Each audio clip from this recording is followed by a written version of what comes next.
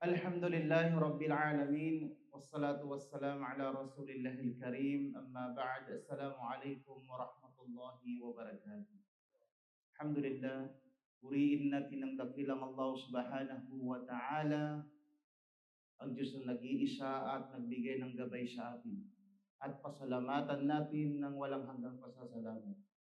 Mga kapatid sa Islam, may ugali ang propeta sallallahu alaihi wasallam sa kanyang mga ginagawa o mga ibada na kung saan pwede nating or gawing nating huwaran, tularan ang propeta Muhammad sallallahu alaihi wasallam.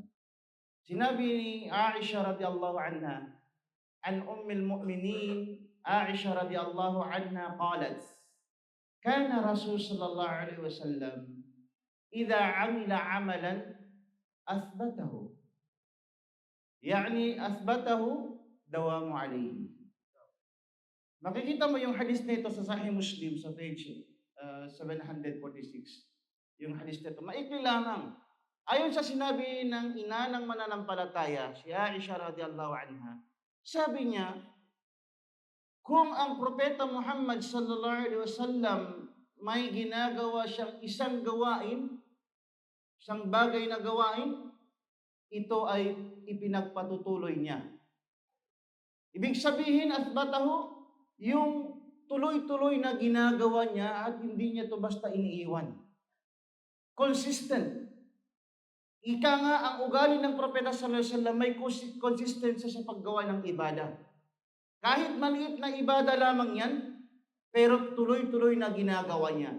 Tulad ng salat as-sunnah, yung mga zikir, yung mga saum sa Yawmul Ithnin, Yawmul Khamis, sa Monday and Thursday, ginagawa. Kung titingnan mo, maliit na ibada lamang, pero ito tuloy-tuloy na ginagawa ng propeta sallallahu alaihi wasallam. Ganito yung ugali ng propeta sallallahu alaihi wasallam sa paggawa ng ibada. At hindi niya basta-basta iniiwan to. Bagkus, ginagalingan niya at pinapabuti niya. Yun, kinahog. Ginagawa niyang mabuti ang mga ibada na pagsamba sa Allah subhanahu wa ta'ala, na dapat nating tularan. Dahil ang basihan sa Islam, hindi yung malaki ang ginagawa mong ibada, pero panandalian lamang. Ang mainam sa Islam, yung gawaing ibada na maliit, pero tuloy-tuloy na ginagawa mo. Tuloy-tuloy na ginagawa mo. Kaya nga sa isang hadith, an Sufyan ibn Abdullah qal, qultu, ya Rasulullah. Sinabi niya, ya Rasulullah, kulli fil Islam qawlan la as'alu ahadan ghairak. Qala, kul amantu billah thumma istaqim. Sinabi ng Sufyan ibn Abdullah radhiyallahu anhu, sabi niya, o mahal na sugo. Sabi niya, o mahal na sugo, sabihin mo sa akin ang isang salita tungkol sa Islam at hindi ko na kailangan itatanong sa iba pa maliban sa iyo. Sabi ng propeta sallallahu alaihi wasallam, kul amantu billah thumma istaqim. Sinabi ng propeta sallallahu alaihi wasallam, sabihin mo, sumasampalataya ako sa Allah at magpatuloy ka sa gawain sa landas na mabuti. Ibig sabihin, hindi sapat ang pananampalataya lamang. Magsabi mo na nananampalataya ka sa Allah, nagsyahada ka na. Ang pagiging Muslim, ang makatotohanan ng Muslim, naniniwala ka sa Allah, pero tuloy-tuloy ka gumagawa ng kanyang mga ipinag-uutos at lumalayo ka na sa lahat ng mga kanyang ipinagbabawal.